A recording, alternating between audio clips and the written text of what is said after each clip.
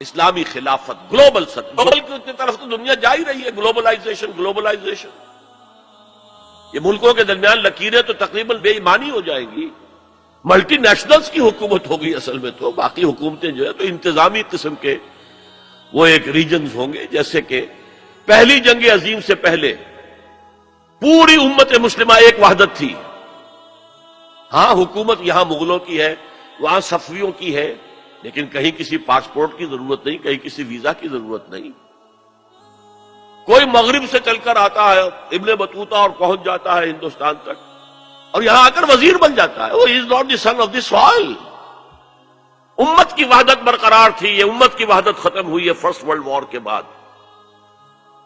المصر للمصریین, الشام للشامیین, العراق للعراقیین, یہ نعرے لگے ہیں امت کی وحدت کو پارا پارا کرنے کے لیے مغرب کے زیر اثر. یہ سب سے بڑی سازش تھی امت کی وحدت کو ختم کرنے کے لیے. بہرحال ایک تو یہ جس کی کے بارے میں حضور نے خبر دی کہ دوبارہ آئے گا خلافت علی منہاج النبوہ کا نظام, اور دو حدیثیں آپ کو سنا دینا چاہتا ہوں جس میں حضور نے خبر دی ہے کہ اب جب یہ آئے گا تو گلوبل ہوگا. ایک حدیث ہے حضور صلی اللہ علیہ وسلم کے ایک غلام جنہیں آپ نے آزاد کر دیا تھا, حضرت ثوبان رضی اللہ تعالی ان کی روایت ہے. عن ثوبان رضی اللہ تعالی عنہ قال قال رسول اللہ صلی اللہ علیہ وسلم ان اللہ زوالی الارض, اللہ نے میرے لیے پوری زمین کو لپیٹ دیا یا سکیڑ دیا, پوری زمین. فرائے تو مشارقہا و مغاربہا, میں نے سارے مشرق دیکھ لیے, سارے مغرب دیکھ لیے. وَإِنَّ أُمَّتِي سَيَبْلُغُ مُلْكُهَا مَا زُوِّيَ لِي مِنْهَا, اور میری امت کی حکومت ان تمام علاقوں پر قائم ہو کر رہے گی جو مجھے زمین کو سکیڑ کر یا لپیٹ کر دکھا دیے گئے. اور یہ روایت کسی دوسرے تیسرے درجے کی حدیث کے ذخیروں میں سے نہیں ہے, مسلم شریف کی روایت ہے, درجہ اول کی کتب.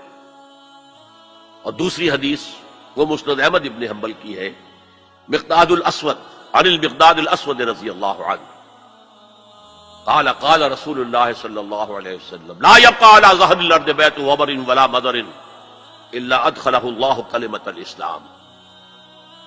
اس روئے زمین پر نہ کوئی گھر رہے گا اینٹ گارے کا بنا ہوا, اور نہ کوئی خیمہ ہوگا جو کھالوں کا بنا ہوا, جس میں اللہ اسلام کے کلمے کو داخل نہ کرے. بعز عزیز اور ذل ذلیل, یہ داخلہ دو میں سے ایک طریقے پر ہوگا, یا عزت والے کے اعزاز کے ساتھ, یعنی وہ خود اسلام قبول کر لے گا تو اس کے گھر میں یا اس کے خیمے میں اسلام داخل ہوگا, اس کی بھی عزت ہوگی. وَلِلَّهِ الْعِزَّةُ وَلِرَسُولِهِ وَلِلْمُؤْمِنِينَ, عزت کا حقدار تو اللہ ہے, اس کے رسول اور اہل ایمان ہے. اور ذل ذلیل یا کسی کمزور کی پستی کی وجہ سے اگر اسلام قبول نہیں کریں گے تو یؤتوا الجزیۃ عن ید وہم صاغرون, چھوٹے ہو کر رہنا پڑے گا, جزیہ دینا ہوگا. گویا کہ اسلام تو اس کے خیمے اور گھر میں بھی داخل ہو گیا, وہ خود محروم رہا. جب حضور نے یہ فرمایا تو حضرت مقداد پھر کہتے ہیں کہ میں نے کہا وَيَكُونَ الدِّينُ كُلُّهُ لِلَّهِ, تب ہوگی وہ بات جو سورہ انفال میں آئی ہے کہ دین کل کا کل اللہ کے لیے ہو جائے گا. تو یہ تو ہے مستقبل بعید جس کا سارا دار و مدار میرے بیان میں حالات کے حوالے سے نہیں ہے. حالات میں ہمیں اس کے کوئی آثار نظر نہیں آ رہے. حالات بہت مایوس کن ہیں, لیکن حضور کی دی ہوئی خبریں ہیں. وَهُوَ الصَّادِقُ الْمَصْدُوقُ, منطقی طور پر بھی میں ان کا قائل ہوں اور حضور کی ان احادیث کی روح سے بھی قائل ہوں. اس سے پہلے جو مستقبل قریب ہے اس میں ابھی مسلمانوں پر بہت سخت دن آئیں گے. عذاب کا کوڑا اور شدید سے شدید تر ہوگا. اس کو یوں سمجھیے کہ وہ جو حدیث جس سے میں نے بات شروع کی تھی حزب النعل بالنعل, تو باقی سارے عذاب تو کاربن کاپی ثابت ہو گئے. ادھر ایشورینز, ادھر کروسیڈرز, ادھر نیبوکڈ نظر, ادھر تاتاریز, ادھر گریکس اینڈ رومنز, ادھر بقیہ ویسٹرن اینڈ سینٹرل یورپ.